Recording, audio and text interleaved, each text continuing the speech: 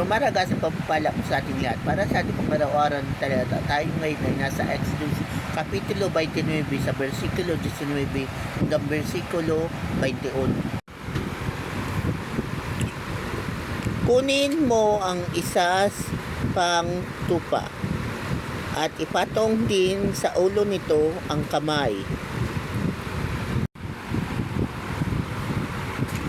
Kamay ni Aaron at ng kanyang mga anak. Patayin mo ang tupa at sahurin ang dugo. Pairan mo nito ang lambi ng kanan nilang tainga, ang hinlalaki ng kanang kamay at paa. Ang dugong na matitira ay iwiwisik mo sa lahat ng bahagi ng altar.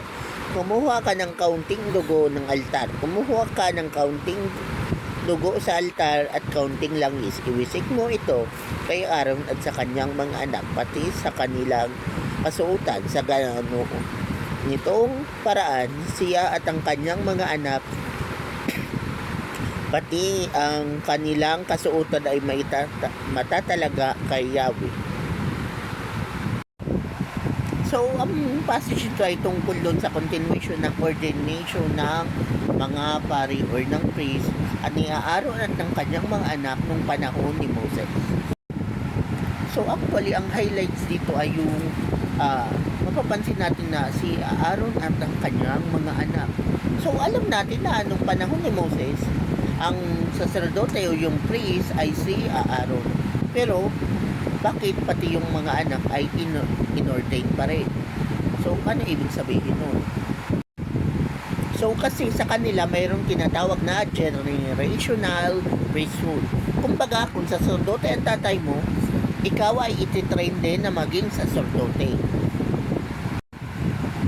So, yun nga, na generational priesthood yun. Kumbaga, so dito si Aaron yung sacerdote, pero kailangan niyang i-train at i-disciple ang kanyang mga anak para maging sacerdote din or maging priest din, just in case na pag siya ay namatay na, at least may hahalili sa kanya. Pero sa Old Testament yun. Pero ngayon na nasa New Testament na tayo, aware tayo na isa sa ating identity ay ang pagiging royal priesthood.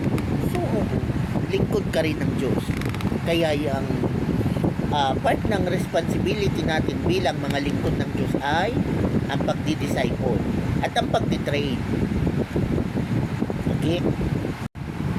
So, para sa lahat ng mga Kristiyanong magulang, makinig kayo. Okay? Parte ng ating responsibility bilang parents ay i-train or i-disciple ang ating mga anak. Kasi pag di mo yan dinisciple na anak mo, hindi yan matututong mag-serve kay Lord. Magsaserve yan kay Satanas. Sige ka. O, anong gusto mo? Mag-serve ang anak mo sa Diyos o sa kay Satanas? So, dalawa lang yan. Kapag hindi nagsaserve kay Diyos, sa Diyos o kay Lord, hindi siya nagsaserve kay Lord, kay Satanas siya nagsaserve. So, be careful, parents. At kung matatandaan nyo, nasa Book of Proverbs, meron doon na sinasabi doon, train up a child in the way he should go.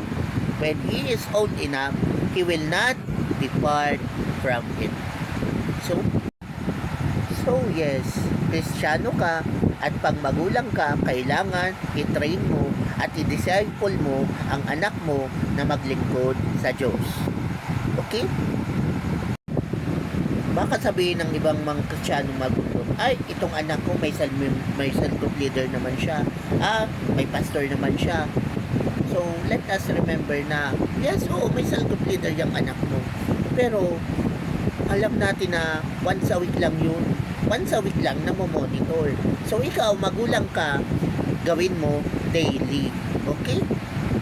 Kasi, kapag hindi mo na mo-monitor, hindi mo na disciple yung anak mo, baka sa 6 days, nandun siya kay Satanas, sa 1 day lang kay Lord. So, delikado yan. Diba? Kaya, hindi sapat ang discipleship nasa cell group lang. Dapat sa loob mismo ng bahay. Diba? Ganun yun eh. Hindi sapat na matitrain siya or madidisciple siya na once a week. Gawin mo kayang daily.